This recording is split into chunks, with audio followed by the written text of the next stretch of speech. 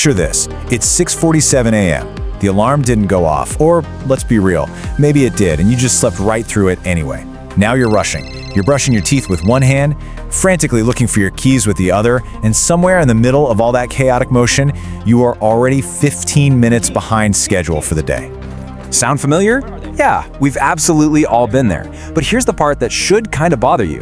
Right now, someone with your exact same 24 hours, no extra talent, no secret luck, is running a totally different script with that exact same time. And it's not because they found some magical secret that the rest of us are blocked from. It's just because somewhere along the way, they found some switches that you just haven't flipped yet.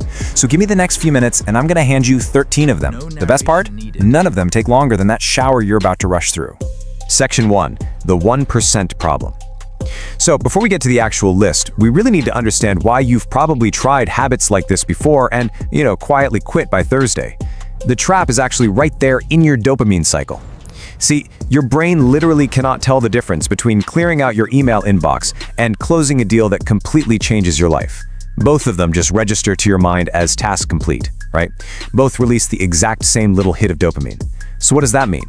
It means your brain isn't rewarding you for getting rich. It's rewarding you for feeling busy, and those are absolutely not the same thing. Now here's the math of getting better, and it's actually incredible news once you look at it. If you improve by just 1% a day, in a year, you aren't 11% better. You are operating at close to 38 times where you started. I mean, that's huge. And that number doesn't care whether you believe it or not. It just runs automatically, in either direction. So the real question you need to ask yourself was never, what do rich people do?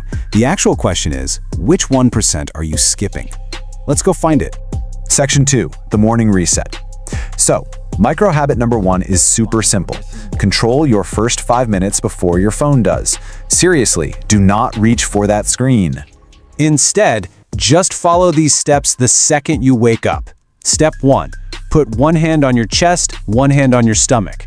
Take one slow inhale, a longer exhale, and just do that for 5 rapid rounds. It seems way too small to matter, but it's literally the fastest reset your nervous system owns. Then, step 2 is micro habit 2. Move before you're awake enough to talk yourself out of it. We're talking just 2 brisk minutes. A really short walk, a few push-ups, it doesn't even matter. It's just instant proof to yourself that you follow through. And step 3 is micro habit 3. Do one single task before anything else that actually moves money or opportunity forward. Not your inbox. We're talking the one thing that makes today an undeniable win. 3 habits, 15 minutes, done. Section 3. Automating your wealth. Because, well, those morning habits aren't actually why most people quit. The real fight isn't fought in the morning at all. The fight is fought right there in your bank account.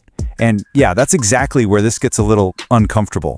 So here is a number that should sit pretty heavily with you for a second. Nearly half of Americans reach the end of their life with less than $10,000 saved. Now, that isn't because they never earned money during their lifetimes, it's simply because they never built an actual relationship with it. And that brings us to micro habit 4, which is an absolute non-negotiable. Pay yourself before anyone else touches it. The very moment your paycheck lands in your account, a fixed percentage must move automatically to somewhere you cannot casually spend it. It literally has to be automated. So you're probably wondering, what's the percentage? It's 10%. 10% is that specific number that just keeps showing up over and over again in the wealth building data. And if you automate it, you never even see it happen. You literally never miss it. That is the entire genius design of the system. Now, keeping that money safe takes 2 really precise moves. First, micro habit 5, check where your money actually went on a strict schedule, not out of sudden panic. People who build real wealth check in on their money the exact same way you'd check in on anything you actually wanted to keep alive. Now let's flip that to defense for micro habit 6. Once or twice a year, make one phone call and renegotiate your bills. Car insurance, internet subscriptions. Look, these companies are actively counting on you forgetting that your promotional rate expired. One incredibly low-effort phone call can quietly outperform an entire hour of intense market research. Section 4. Rewiring your identity. Everything we just covered, that's the external machinery. But the other half of this framework happens entirely internally. Almost nobody talks about this part, but it's honestly where the real magic happens. Micro habit 7 completely flips your usual self-help advice upside down. Before you sit down and write out what you want, you need to write down what you absolutely refuse to accept. the life you are actively trying to avoid. It forces a decision most people never make on purpose. Think of it kind of like this. Your wants and your don't wants are sitting on opposite ends of a seesaw, and both cannot be at the top at the exact same time. Naming the things you're willing to release, that tells you vastly more about your actual direction than any vision board ever will. Then there's microhabit 8, treat your own skills like an asset that compounds. You absolutely must invest in specific, slightly unusual expertise. Actually, scratch that. I don't mean the generic version everyone else in your field already has. You want that specific skill that could rebuild your entire financial life from absolute zero if it ever came down to it. You need to spend on acquiring that skill like it's the highest yield investment you have access to, because frankly, it's the only safety net no one can ever fire you from. Now we hit micro habit 9, and I'll warn you, this one's a bit uncomfortable.